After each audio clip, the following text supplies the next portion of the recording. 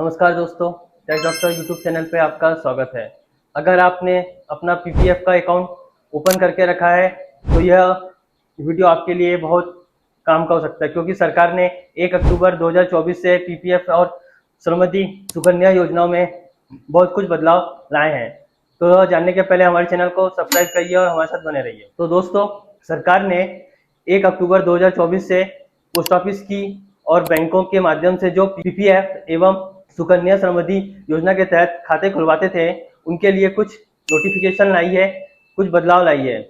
जैसे अगर आपका पोस्ट ऑफिस में भी एक पीपीएफ अकाउंट है, एक अकाउंट बैंक में है, एक अकाउंट दूसरे बैंक में है, तो आप ऐसा नहीं कर सकते हैं। आप सिर्फ एक ही अकाउंट मेंटेन कर सकते हैं। अगर आप एक से ज्यादा अकाउंट मेंटेन करते हैं तो सरकार के द्वारा वह अब एक ही अकाउंट कर दिया जाएगा और बाकी जो 2 अकाउंट में आपका पैसा जमा है उसको आपको 30 सितंबर 2024 तक का जितनी रकम होगी उस पर 4% सेविंग का ब्याज देके वापस कर दिया जाएगा। हाँ, अगर आप तीनों अकाउंट में 50-50 हजार रुपए तक जमा करते थे, जिसकी टोटल लिमिट 1 साल की 1.5 लाख रुपए होती थी, तो हाँ, तब आपका जो दोनों अकाउंटों में 50-50 हजार रुपए जमा होगा उसको किसी एक मेन अकाउंट में डाल दिया जाएगा और इस पे आपको पीएफ का पूरा पैसा मिलेगा। हाँ, पर अगर आप तीनों अकाउंट में 1-1 लाख रुपए जमा करते थे और आप लिमिट जो 1.5 लाख रुपए थी इससे एक्सेस जमा करते थे, तो जितना भी आपका एक्सेस पैसा जमा हुआ होगा उस पर 4% के हिसाब से आपको ब्याज दिया जाएगा। इसके अलावा अगर आपने पीपीएफ का अकाउंट अपने घर पे किसी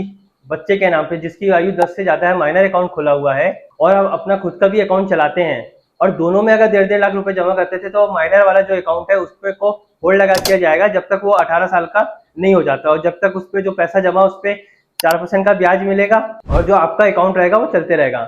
अगर आप उसको विड्रॉल करना चाहते तो आप विड्रॉल कर सकते हैं। इसके अलावा मेरे घर पे 2-3 बच्चे हैं और दोनों तीनों के नाम पे मैंने अकाउंट खोल के रखा है और एक मेरा खुद का भी पीएफ अकाउंट चलता था। तो हाँ, माइनर के अकाउंट जो है उनको भी अब बंद कर दिया जाएगा, जो आपका सिर्फ मेन अकाउंट रहेगा उस पर ही आप जमा कर सकते हैं। इसके अलावा अगर आप एनआरआई थे तो आप पीएफ का अकाउंट नहीं खोल सकते थे, पर हाँ, मैंने पीएफ का अकाउंट खोल लिया था इंडिया में और इसके बाद मैं बाहर कहीं गया और मेरे को एनआरआई का स्टेटस मिल गया।